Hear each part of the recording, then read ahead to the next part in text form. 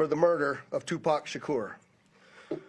Davis was arrested this morning by my LVMPD criminal apprehension team, and this investigation started on the night of September 7th, 1996. It is far from over. It has taken countless hours, really decades, of work by the men and women of our homicide section to get to where we are today. Several of those detectives that are standing here with us include Detective Cliff Mogg, the lead detective on this case. He is now retired. While I know there's been many people who did not believe that the murder of Tupac Shakur was important to this police department, I'm here to tell you that was simply not the case. It was not the case back then, and it is not the case today. Our goal at LVMPD has always been to hold those accountable and responsible for Tupac's violent murder accountable. Just like we do for every homicide victim in our city. Every single victim, every life that is lost is important and remains a priority to this police department. As we methodically built this case to move forward with an arrest, it was also important that at the same time, we're building towards a successful prosecution.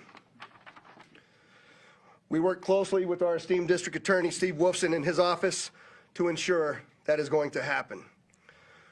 Mr. Davis's own words reinvigorated our case in 2018. I want to give you some of those details, and I'm going to introduce to you our homicide lieutenant, Jason Johansson, and he will provide you many of the details on how we got here today.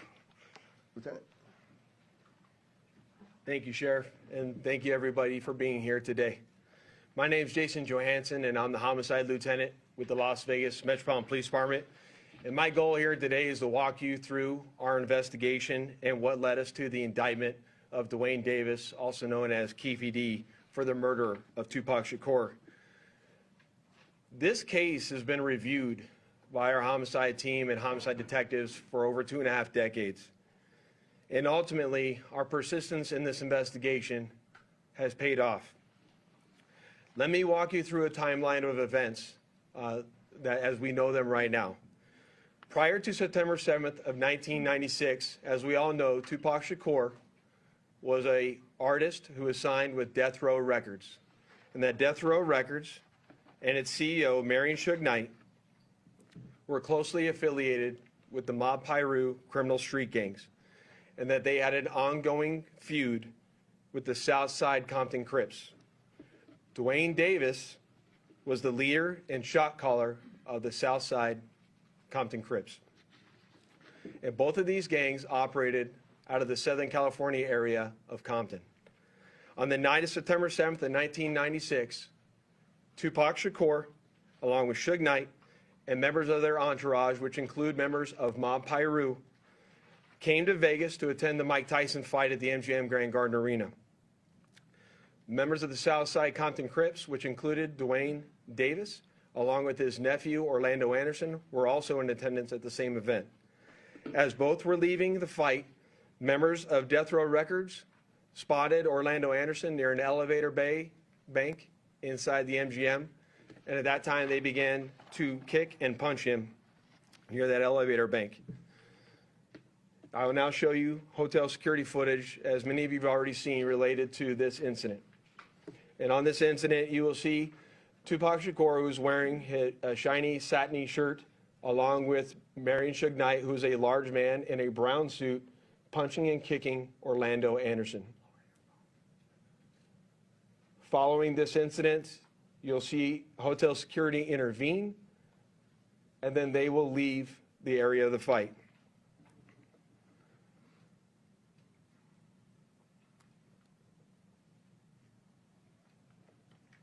Little did anyone know that it is this incident right here that would ultimately lead to the retaliatory shooting and death of Tupac Shakur. Following this incident, Tupac and Suge Knight both left the MGM to make their way to a post-fight party, which was to occur at a local nightclub. At the same time, word had spread amongst members of the Southside Compton Crips of what had occurred inside the MGM. And then that's when Dwayne Davis began to devise a plan to obtain a firearm and retaliate against Suge Knight and Mr. Shakur for what occurred inside the hotel against Mr. Anderson. After Davis obtained a gun, he entered into a white Cadillac along with Terrence Brown, DeAndre Smith, and Orlando Anderson. Based on our investigation, this is where we know they were seated. At some point in time, as they were in the white Cadillac, Mr. Davis took the gun that he had obtained and provided it to the passengers in the rear seat of the vehicle. As they were driving west on Flamingo Road near Koval, they located the black BMW, which was driven by Suge Knight, and in the passenger seat was Tupac Shakur. And as they turned around, they pulled up near the passenger side of that vehicle and immediately began shooting at Mr. Knight and Mr. Shakur. Following that shooting, the white Cadillac fled the area southbound on Koval, and after our officers arrived on scene, Tupac was later transported to the University Medical Center, where he was treated medically and died approximately 6 days later on September 13th.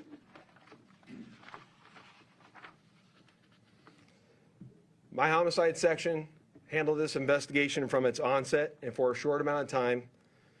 And within a short amount of time, what we knew was that we were working a gang investigation where our victims, our witnesses, and our suspects were all from Southern California and not local to Las Vegas. Within the first few months of the investigation, our detectives knew most of the information I just briefed you on. However, we never had the necessary evidence to bring this case forward and present it for criminal charges. As time went on, this case had been reviewed multiple times by different investigators assigned to my section, but it wasn't until 2018 that this case was reinvigorated as additional information came to light related to this homicide. Specifically, Dwayne Davis's own admissions to his involvement in this homicide investigation that he provided to numerous different media outlets. In our section, we knew at this time that this was likely our last time to take a run at this case to successfully solve this case and bring forth a criminal charge. It was at that time that this case was assigned to Cliff Mogg, a detective within my homicide section. And over the last 5 years, my section worked closely, hand in hand with the Clark County District Attorney's Office and followed a systematic investigative plan over the last 5 years.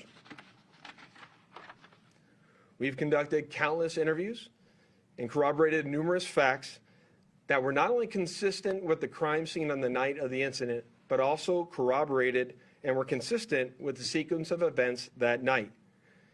This ultimately led to us procuring a search warrant which was executed at Mr. Davis's residence in Henderson, Nevada. And following the execution of that search warrant, in close coordination with the District Attorney's Office, this case was presented to the grand jury, which ultimately led to Davis being indicted on charges of murder. Before I hand it off to the District Attorney's Office, I would be remiss if I didn't thank Detective Mogg and all the other detectives that were not only assigned this case and reviewed this case, but all the other detectives from other agencies that assisted us in this investigation. They know who they are, and thank you very much for all the assistance you provided. It does not go unnoticed.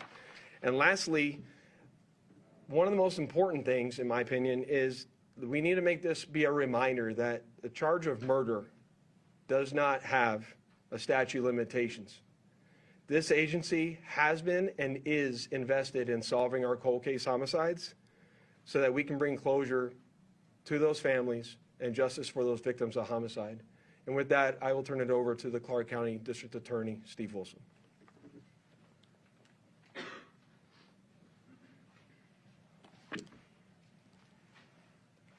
Thank you, Lieutenant Johansson. I appreciate it. Good afternoon. I am the Las Vegas, Clark County District Attorney Steve Wolfson. It has often been said, justice delayed is justice denied.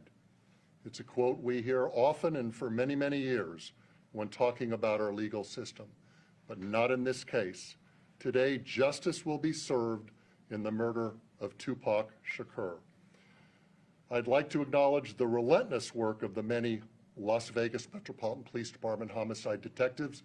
We've mentioned Detective Cliff Mogg many times, and we can't mention his name enough. He is the detective, along with his colleagues, that brought this case here today to you. A Clark County grand jury has indicted Dwayne Keith Davis with 1 count of open murder with use of a deadly weapon with a gang enhancement. Davis will appear in court in the next few days or so for a hearing to determine his custody status and to set a jury trial date. This grand jury has been receiving evidence for months and has determined there is sufficient evidence to justify the filing of this criminal indictment. I've assigned 2 of my top prosecutors, Mark DiGiacomo and Banu Palal, to prosecute this case. I know a lot of people have been watching and waiting for this day. Tupac Shakur is a music legend, and for a long time, this community and worldwide have been wanting justice for Tupac. Today, we are taking that first step. Tupac was actually quoted as saying, "Death is not the greatest loss in life. The greatest loss is what dies inside while still alive. Never surrender." Well, we didn't surrender thanks to the great work of the Las Vegas Metropolitan Police Department under the leadership of Sheriff Kevin McMahill, Lieutenant Johansson, retired Detective Cliff Mogg. I am proud to announce the return of this document. This is the indictment we've been waiting almost 3 decades for. It spells out the facts and circumstances and what justifies a Clark County grand jury in returning an indictment. Justice will be served. Thank you.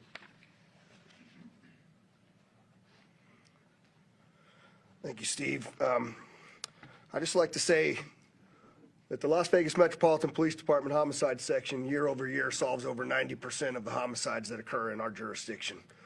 You won't find that anywhere else in the United States.